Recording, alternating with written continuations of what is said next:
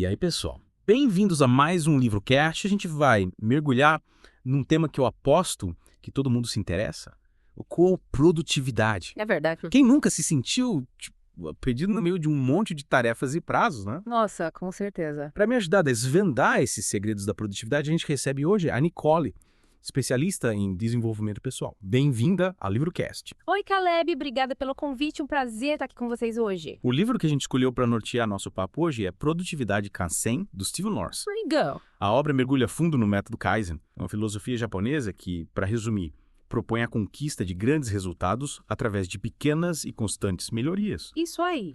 E o legal é que esse método serve para várias áreas da vida, né? Sim. Se você se sente sobrecarregado, com metas muito grandes ou tem dificuldade em manter mudanças duradouras, seja no trabalho, em casa ou na vida pessoal, esse episódio é para você. Nicole, para começarmos essa jornada rumo à produtividade, explica pra gente, o que é Kaizen, afinal? Caleb, Kaizen é tipo um mantra para a vida. Melhoria contínua. Mas vai além de uma simples frase motivacional, sabe?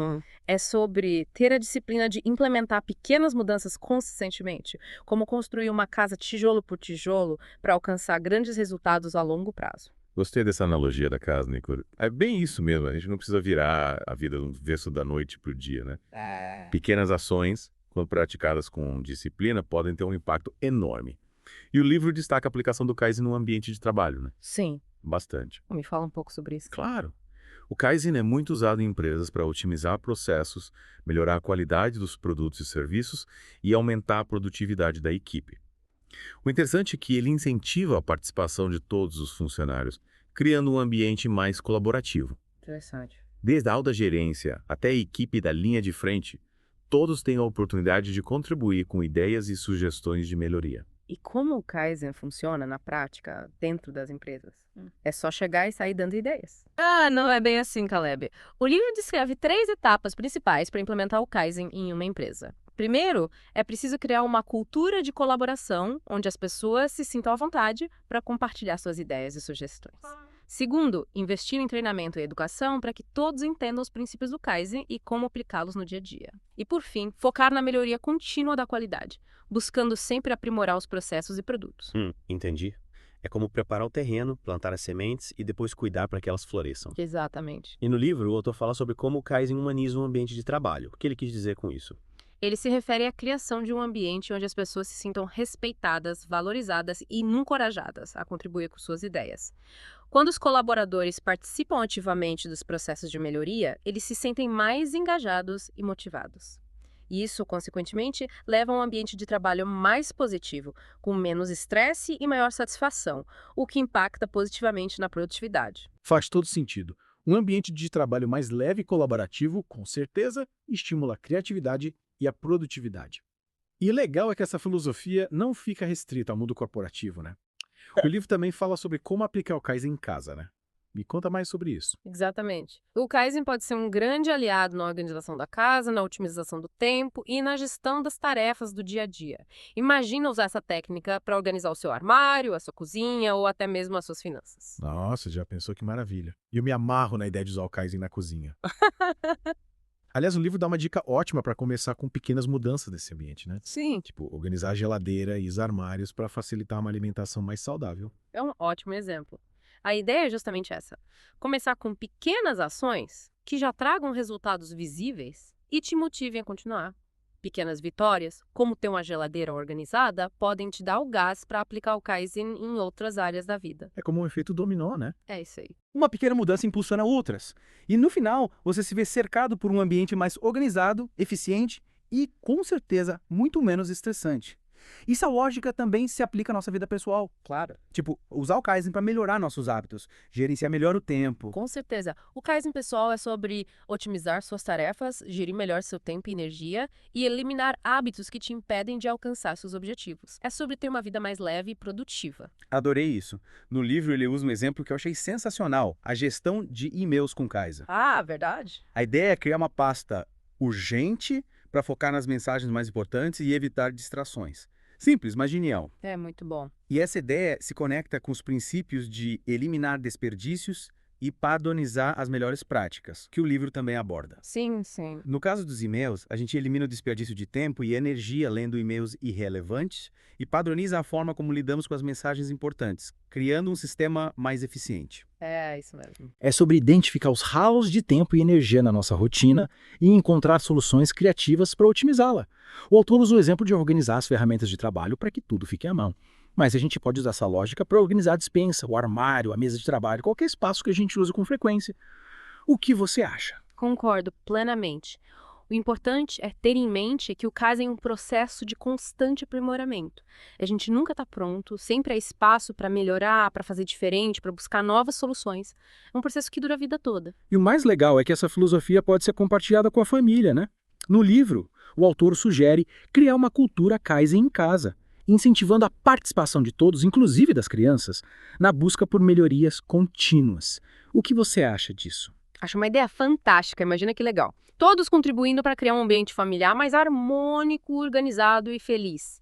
As crianças, participando desde cedo, aprendem a importância da colaboração, da organização e da busca por soluções, o que é super importante para o desenvolvimento delas. Seria incrível. E ele sugere até fazer reuniões familiares para discutir metas e melhorias como se fosse uma pequena empresa familiar em busca de otimização. Adorei essa ideia. É uma maneira divertida e engajadora de colocar o Kaizen em prática no dia a dia. E por falar em colocar em prática, o livro destaca 10 passos para alcançar o sucesso com essa filosofia. O que você diria que é o mais importante? Olha, Caleb, o livro se baseia bastante nos ensinamentos de Masaki Maia, um dos grandes responsáveis por trazer o Kaizen para o Ocidente. E um ponto que ele destaca e que eu acho fundamental é a importância de estarmos sempre aprendendo e buscando melhorar. O Kaizen não é um estado final, é uma jornada. É verdade. É sobre ter a humildade de reconhecer que a gente sempre pode aprender algo novo, né? Sim. Que sempre há espaço para aprimorar nossas habilidades, nossos conhecimentos e a forma como lidamos com os desafios da vida. E falando em desafios, o livro também fala sobre diferentes tipos de Kaizen, né? Sim. Me explica um pouco sobre isso. Sim. O Kaizen é como uma caixa de ferramentas, com diferentes ferramentas para diferentes situações. O livro descreve 6 tipos de Kaizen, cada um com suas características e aplicações. Ponto, sistema, linha, plano, cubo. Caramba, quanta ferramenta! E qual é a diferença entre eles? Me explique de uma forma simples para a gente não se perder no meio de tantos termos técnicos. Vamos lá. Imagina que você é um supervisor em uma fábrica e durante uma inspeção identifica um pequeno problema em uma máquina. Ok. Você pode usar o ponto Kaizen para resolver essa questão de forma rápida e eficiente, sem precisar parar toda a produção. É como um ajuste fino, um reparo pontual. Já o sistema Kaizen envolve um planejamento mais estratégico com o objetivo de otimizar todo um sistema dentro da empresa. É como se você fosse reformar a casa inteira e não apenas consertar um vazamento. Gostei da analogia da reforma. Acho que agora ficou mais claro a diferença entre os tipos de Kaizen. E essa variedade de abordagens mostra a versatilidade dessa filosofia, né? Sim, com certeza. Ela pode se aplicar em diversas situações, desde a resolução de pequenos problemas pontuais até a implementação de mudanças em larga escala, né? E por falar em larga escala, queria voltar um pouco no tempo e te perguntar sobre a história do Kaizen. De onde surgiu essa filosofia e como ela impactou o mundo real? O Kaizen surgiu no Japão, no período pós-guerra, como uma ferramenta para reconstruir o país e impulsionar seu desenvolvimento. Ele teve um papel fundamental no crescimento econômico japonês e, posteriormente, se espalhou pelo mundo, sendo adotado por empresas de diversos setores. Impressionante como uma filosofia que surgiu num contexto tão específico conseguiu se adaptar e se tornar relevante em diferentes culturas e realidades, né? É verdade. E o livro cita exemplos do impacto do Kaizen no mundo real, como a Toyota, que o adotou em seu sistema de produção e alcançou resultados incríveis em termos de qualidade e produtividade. Exatamente. A Toyota é um dos maiores cases de sucesso do Kaizen no mundo. E o mais legal é que essa filosofia não impacta apenas os resultados da empresa, mas também a vida dos colaboradores. O livro destaca que a aplicação do Kaizen está relacionada ao aumento da satisfação no trabalho e à redução de desperdícios nas empresas. É como se o Kaizen criasse um ciclo virtuoso, né? Isso. Onde a busca constante por melhoria gera resultados positivos tanto para a empresa quanto para os funcionários. E essa mentalidade de melhoria contínua, de buscar sempre o melhor, é a chave para alcançar o que o livro chama de Kaizen Advantage, certo? Isso mesmo. O Kaizen Advantage é aquela vantagem competitiva que você conquista ao adotar essa filosofia na sua vida. É sobre ter uma visão de longo prazo, ser persistente, disciplinado e estar sempre em busca de aprimoramento. É construir uma base sólida para alcançar seus objetivos e viver uma vida mais plena e satisfatória. E para construir essa base sólida, a gente precisa aprender a gerir nossa energia com sabedoria, né? Sim, com certeza. Afinal, de nada adianta ter um método incrível se a gente não tiver energia para colocá-lo em prática. O livro fala bastante sobre a importância do gerenciamento de energia, que é tão importante quanto o gerenciamento do tempo. Com certeza. Muitas vezes nos sentimos esgotados, sem energia, para realizar nossas tarefas e alcançar nossos objetivos. E o livro nos convida a refletir sobre o que está consumindo nossa energia e como podemos fazer escolhas mais conscientes para utilizá-la de forma mais eficiente. O que você acha disso? Acho que gerenciamento de energia é fundamental para ter uma vida mais produtiva e equilibrada. Muitas vezes a gente foca apenas no gerenciamento do tempo, mas esquece de que a energia é o nosso combustível. Se a gente tiver com a bateria fraca, não vamos conseguir realizar nem as tarefas mais simples. Exatamente. É como um carro sem gasolina. E o livro nos dá várias dicas para recarregar as energias, como fazer pequenas pausas durante o trabalho para se alongar e relaxar, meditar por alguns minutos, dormir um pouco mais cedo, cozinhar uma refeição saudável em casa, passar mais tempo em contato com a natureza. Nossa, quantas dicas bacanas. E o mais importante é que essas mudanças sejam sustentáveis a longo prazo, né? Não adianta adotar uma rotina super restritiva que a gente não consegue manter por muito tempo. É como fazer uma dieta radical que a gente abandona depois de uma semana. Com certeza. O ideal é encontrar um equilíbrio entre os seus objetivos, as suas necessidades e os seus limites, para que você possa ter uma vida mais leve, saudável e produtiva, sem se sentir sobrecarregado. E para encontrar esse equilíbrio, é fundamental analisar as nossas decisões e aprender com os nossos erros. Verdade. O livro nos lembra que cada escolha que a gente faz tem consequências e que a gente precisa ter a coragem de olhar para trás, avaliar os resultados das nossas decisões e aprender com as experiências, tanto as positivas quanto as negativas. É sobre assumir a responsabilidade pelas nossas escolhas e ter a consciência de que temos o poder de mudar o rumo da nossa história a cada passo que damos. Isso aí. E essa mentalidade de aprendizado constante é fundamental para ter sucesso com Kaizen. O que você acha? Concordo plenamente. A gente precisa ter a humildade de reconhecer que não somos perfeitos, que vamos cometer erros ao longo do caminho. Mas o importante é aprender com esses erros e usar esse aprendizado para tomar decisões mais assertivas no futuro. E por falar em decisões, vamos falar sobre a importância de definir metas de forma inteligente. O livro dá várias dicas sobre isso, né? Sim. O livro critica a forma tradicional de estabelecer metas, que muitas vezes foca em resultados distantes e fora do nosso controle.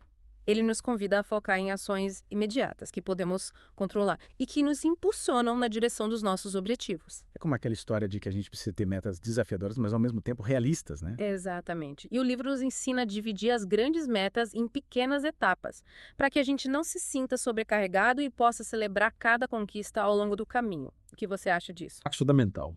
É como subir uma montanha. A gente precisa ter a visão do topo, mas também precisa se concentrar em cada passo, em cada obstáculo que precisa ser superado. E essa jornada, com certeza, é mais fácil e prazerosa quando a gente a divide em etapas menores. Concordo plenamente. E para manter o foco e a disciplina durante essa jornada, o livro nos apresenta uma técnica bem interessante, a técnica do encadeamento, inspirada no método do Jerry Seinfeld. Você já ouviu falar dela? Pois é. Caleb, essa técnica é bem interessante. Ela usa um calendário ou uma planilha para acompanhar o progresso das nossas ações diárias. A cada dia que você realiza tarefa relacionada à sua meta, marca um X no calendário. Tipo um jogo, né? A gente vai acumulando pontos e não quer perder o progresso. Mas me fala, essa técnica funciona para qualquer tipo de meta. Funciona para praticamente qualquer meta, desde que você defina uma ação diária que te leve em direção a ela. Pode ser algo simples como ler por 30 minutos, escrever 500 palavras do seu livro, fazer 15 minutos de exercícios ou meditar por 10 minutos. A ideia é criar uma corrente de ações e cada X no calendário representa um elo dessa corrente. E acredite, você não vai querer quebrar essa corrente. Entendi. É a força do hábito em ação. A gente se sente motivado a continuar marcando os X no calendário para não quebrar a sequência. E com o tempo a gente internaliza essa disciplina e a tarefa deixa de ser um fardo e passa a fazer parte da nossa rotina. Exatamente. A gente passa a realizar as tarefas não por obrigação, mas por satisfação em ver a nossa corrente de ações positivas crescendo a cada dia. E falando em ações positivas, o livro também nos convida a repensar a forma como gerenciamos a nossa energia. Afinal, de nada adianta ter um método incrível se a gente estiver esgotado, sem energia para colocá-lo em prática, né? Verdade? Muitas vezes a gente se concentra apenas em gerenciar o tempo, mas esquece que a energia é o nosso combustível. E como qualquer combustível, ela precisa ser reposta.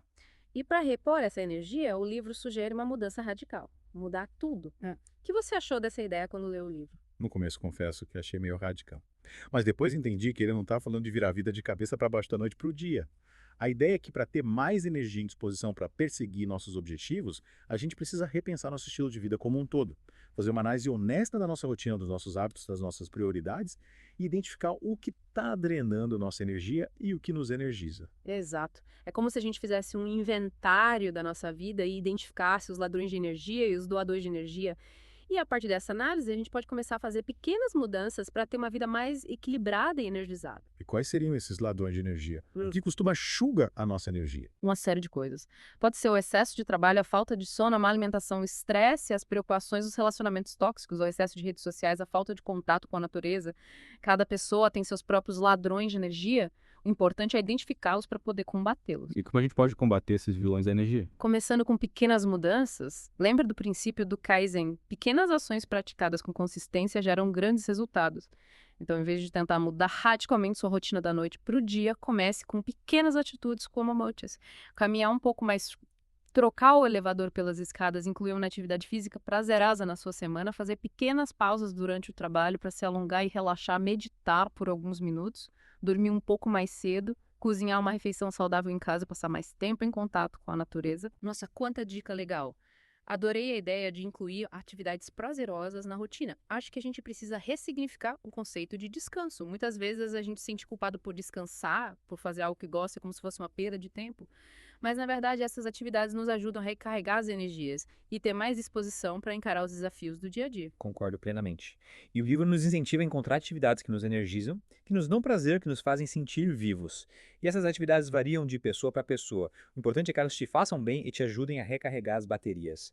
E você, quais atividades te energizam? Eu adoro passar tempo com a minha família, com os meus amigos. Ler um bom livro, assistir a um filme, ouvir música, cozinhar, fazer trilhas na natureza, viajar. Que legal. E você consegue incluir essas atividades na sua rotina? Nem sempre como gostaria, confesso.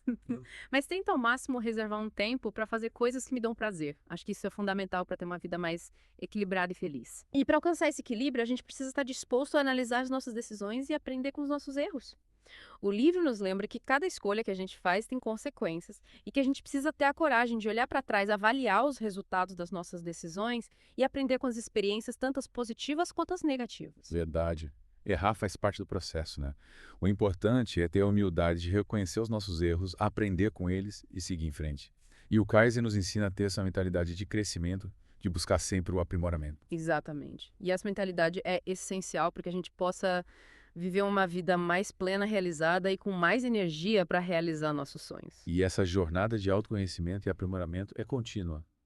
A gente nunca chega a um ponto final. Sempre há algo novo para aprender, algo para melhorar. Com certeza. E o Kaizen nos convida a abraçar essa jornada com entusiasmo, com a certeza de que estamos sempre evoluindo, sempre nos tornando a melhor versão de nós mesmos. Para finalizar essa parte da nossa conversa, eu queria te perguntar o que você achou da técnica do encadeamento. Você acha que ela pode ser útil para te ajudar a alcançar seus objetivos? Eu achei bem interessante. Gostei da ideia de ter, um acompanhamento visual do meu progresso, sabe? De ver a corrente de ações crescendo a cada dia. Acho que isso pode ser um grande motivador, principalmente para quem tem dificuldade em manter a disciplina. Acho que vou testar essa técnica para alguns dos meus objetivos. Quem sabe ela não me ajuda a finalmente tirar do papel aquele projeto que está engavetado há tanto tempo. Com certeza. Acho que essa técnica pode te ajudar bastante.